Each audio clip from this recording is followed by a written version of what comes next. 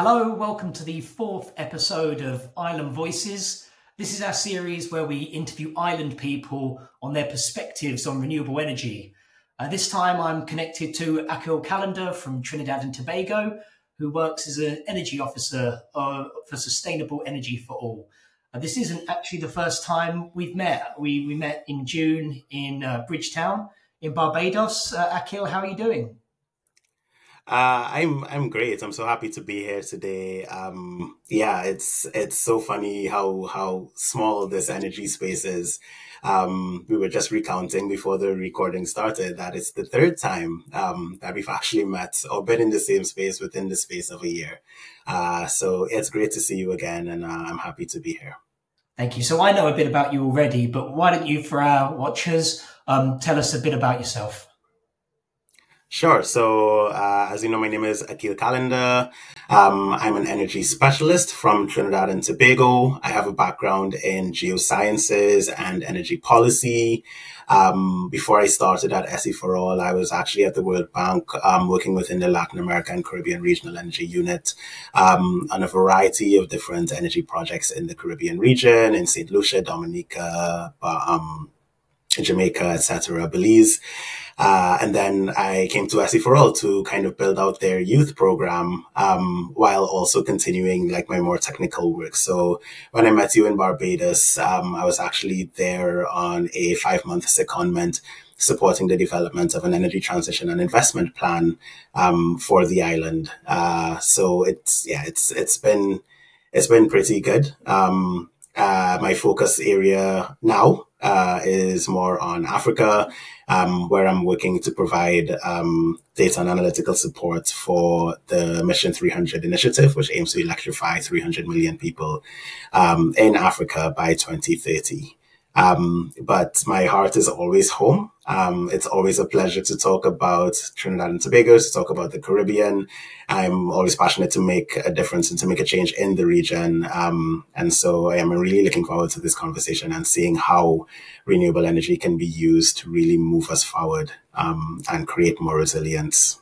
Thank you very much. Well, let's start with where your heart is. I'd love to know a bit about your perspective when it comes to renewable energy in both Trinidad and Tobago and the wider Caribbean region. I think renewable energy is a huge opportunity. The whole Caribbean region is quite close to the equator. We enjoy sunlight year round, so there's massive potential for solar energy. On the east coast of many islands, there are year-round winds, trade winds that are coming in, that make wind energy a great potential source of energy. And of course, we are surrounded by the ocean. So wave and tidal energy also represents a massive opportunity in certain areas. And then many of the islands are volcanic. So there's also that huge geothermal energy potential that exists and is currently being developed in countries like Dominica and St. Lucia. So yeah, renewable energy presents a massive potential resource. And then you kind of have a split between the oil and gas producing Caribbean nations. I think Trinidad and Guyana are the best examplos of these. I would say CARICOM nations, because of course Guyana is not an island. And then you have the oil and gas dependent or importing Caribbean nations, which make up most of the Caribbean archipelago. And for them, renewable energy represents two quite different opportunities. For the oil and gas producing nations, renewable energy represents an opportunity to diversify energy systems and reduce economic dependence on fossil fuels that have been used in many cases to develop economies. Less so in Guyana, although they're currently in that process, and very much so in Trinidad and Tobago, which has been exploring and producing oil and gas and petrochemical products for over 100 years now. So there's very much this locked-in infrastructure, locked-in socioeconomic benefits for citizens that kind of make it very difficult to transition and very difficult to basically reduce our greenhouse gas emissions and our carbon footprints in Trinidad and Tobago specifically. So renewable energy represents an opportunity to diversify our energy mix, to reduce our dependence on fossil fuels, and also to reduce our just kind of vulnerability to price changes, which either means our economy is always booming or very constricted. For the rest of the Caribbean, we also have that dependence, but in another way. And if we can basically develop their renewable energy sources, they can also kind of build that resilience to external price shocks and not be as vulnerable to changes for global oil and gas markets, which essentially means that the prices and the cost of living in Caribbean islands will not fluctuate as much as it does now. There's also a huge opportunity for jobs for Caribbean people in the development of these homegrown industries for renewable energy. And the distributed nature of renewable energy also makes it much stronger and much more resilient in a region where we are very susceptible to natural disasters due to climate change. And so if you have these less centralized sources of energy in the event of major storms and hurricanes, there's much more likely that the lights stay on, that hospitals and other critical care and really important infrastructure can continue to operate even when the lights go off, which pretty much happens inevitably after these big storms. And then finally, even though we're small, we also do have our contribution to make in terms of global greenhouse gas emissions reductions, and renewable energy represents an amazing way to do so, as energy emissions account for 70% of the global greenhouse gas emissions mix. So lots of examples. Well, thank you. That's a really good landscape that you've painted there, covering not just the opportunities, but the challenges. And you obviously have to weigh those up. When you think about the future, what's your vision? How optimistic do you feel? Can you kind of paint a picture of the ideal scenario in your head? Yeah, absolutely. I think for me, the ideal scenario is a Caribbean region where renewable energy is the norm and not the exception. I'd love to see my home country, Trinidad and Tobago, fully embrace this and become a regional leader, because there is that, that opportunity. There is an opportunity for the development of green hydrogen because the infrastructure already exists. There's so many opportunities for the Caribbean region to embrace this. And I do feel cautiously optimistic.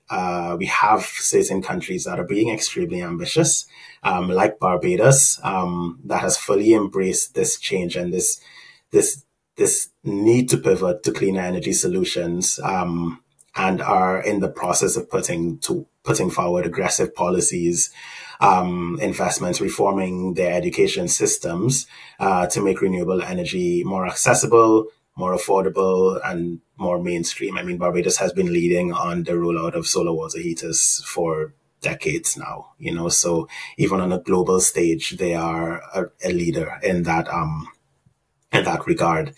And I think there just needs to be a wider push. I think there needs to be a regional effort to shift and to transition to cleaner energy. And I think there are some barriers due to our size, which basically makes it much harder for Caribbean nations and islands where there's a population of maybe less than 200,000 to actually secure, the really big and attractive, let's say, ticket sizes to get like solar energies, wind energies, battery and storage technologies implemented at scale. But if we were to approach this from a wider regional perspective, I think there's a huge opportunity for us to overcome some of those barriers and, really start to make more progress. But I think we're on the right track. I just think, as with the entire energy transition, things need to be done a little faster. That's great. I mean, there's this cluster approach that I hear a bit from the Caribbean Development Bank. Obviously, the CARICOM region is one thing, but there's a lot of distance to go from, say, Dominican Republic all the way around to Guyana, and some regional clusters for renewable energy where they have the resources, where it makes sense. You mentioned Barbados.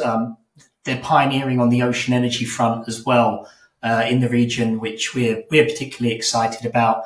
And I think about the opportunity for your home country, Trinidad and Tobago. It's got that amazing expertise of generating energy offshore through the extraction of hydrocarbons. Why not alter that technology to be able to do things like ocean thermal energy conversion and other tidal and wave devices across the Lesser Antilles? It feels like that's a really wide open opportunity for the region. Yeah, absolutely. I remember when I was doing my postgraduate dissertation, I actually focused on the barriers and challenges to the energy transition in Trinidad, using case studies from Barbados and Norway. And one of the big ways that Norway managed to transition, or to begin their transition for their energy sector, was to utilize that, one, the infrastructure, and two, the expertise that they had developed from the fossil fuel industry, and apply it to wind technology. And what you're saying here is absolutely right. There is an opportunity for that, homegrown and pre-existing talent in countries where the hydrocarbon industry has been, developed and is quite mature, to apply these to other renewable energy technologies, including OTEC. And I think, there is a huge knowledge sharing component that is really critical for this to be done on a regional scale. But with institutions like CARICOM, I think the opportunity is definitely there, and the Caribbean Center for Renewable Energy and Energy Efficiency, and all these other bodies that are kind of pushing on a regional basis for this kind of work to be done. So I think there's definitely that potential. Absolutely. And just going back to sort of your childhood, what was the theme of energy growing up in Trinidad and Tobago? Was it impacting your studies, or, supply disruptions, load shedding, blackouts? This is part of almost everyday island life on the islands that I've visited. Is that the case for Trinidad and Tobago as well? I would say not so much. I would say we've been fortunate with relatively reliable electricity, thanks to the strong natural gas supply. Of course, there have been outages that I experienced growing up. And I think as we've become, I guess, more reliant on technologies in our everyday life, you start to realize these gaps more when these outages happen, usually due to either planned maintenance or a storm passing through. But you still see the vulnerability. And this is us with a very reliable electricity supply that can be turned on and off quite easily. So in my personal experience, in those moments, I definitely see the disruption. But I think energy is very visual and very apparent in Trinidad and Tobago. If you're driving along the west coast, it's very easy to look out to sea, and you see the platforms growing up, and you see the lights at night, and so it is always there. And I think that's why so many people are, knowledgeable about energy in the country and understand the role that it plays. But I think not that many have really embraced the transition that needs to happen just yet, and are quite comfortable with our current energy mix and energy system, and the benefits that it has allowed. Although this is a bit of a bubble, of course, and the transition does need to happen pretty soon. Yeah, I really like this theme about the transition, taking the old way of generating electricity, the children looking out the window of the car and seeing those platforms being inspired to create the future. I find that a really engaging theme. And it's all about the ocean. The ocean is the largest natural resource of the small island developing states, of the CARICOM members. So what's your take on the sort of public acceptance of ocean energy when it comes to the CARICOM members? I think there's a lot of work that needs to be done on advocacy and public understanding. I think ocean energy, while there is a tremendous potential opportunity, that public buy-in is still lagging behind in some countries, particularly in Trinidad. But the opportunity is so exciting, and I think it would be very easy for people to kind of get excited if they knew more about the technologies that are feasible for CARICOM, OTEC being the main one. And the idea of the different benefits that might bring in terms of greenhouse gas mitigation, in terms of increased climate resilience or increased energy sector resilience in the face of a changing climate, in terms of the minimal environmental impact that OTEC brings. And the fact that, we can just have like more consistent, reliable and renewable power in areas that do experience these outages more often. So it's absolutely a game changer. It reduces these reliances on imported fuels, which of course will stabilize economies a bit more and kind of reduce, these price shocks that we experience a bit too often in the region. But yeah, that public awareness, that increased investment in research and development is very much needed to get us to where we need to be in terms of really having that critical mass to get the ball rolling. But yeah, the opportunity is definitely there. Can I take a bit of strategy advice for you just live? I mean, so we've been working on advocacy of ocean energy across islands for several years now. Is there an open goal that you see, sorry to borrow some football terminology, that people aren't doing? Is it too government-led? Do they need to build some grassroots movements? Does it need to be youth? What's your take on that? I think the youth are a tremendous opportunity. And I believe that it's much more difficult to change the minds of, let's say, a generation that has become quite behaviorally locked in to the existing energy systems and might not necessarily see a problem with it. The reason why youth are such a good opportunity to engage on this topic is because, one, they're masters of modern marketing in terms of social media, in terms of just sending messages in interesting and innovative ways. Youth listen to their peers as well. And so there's quite an easy opportunity for things to go viral, let's say it in that sense. And also youth are the biggest custodians and champions of climate action. And this is a direct climate action, let's say initiative or technology. So I think if you can kind of adopt a mixture of engaging with young people through maybe the education systems and, that government intervention, through supporting youth projects or youth campaigns that are focused on OTEC, amplifying funding, reforming curriculums or bringing people in to speak about it so that you can kind of have a generation that's primed and is talking about this technology that is needed, and they're taking that message home to their parents. I think you can have a pretty different impact, and of course, investing in youth is not necessarily, you don't necessarily see the outcome right away. But let's not forget that by UN definitions, youth goes straight up to 35. You have all of these people who are quite open and quite willing to understand these technologies and can bring it to the people who I guess are least likely to want to change. And then I think my second point of advice would be, it's very easy in our climate and energy spaces to get kind of caught up in a bubble. So the conferences are a great example.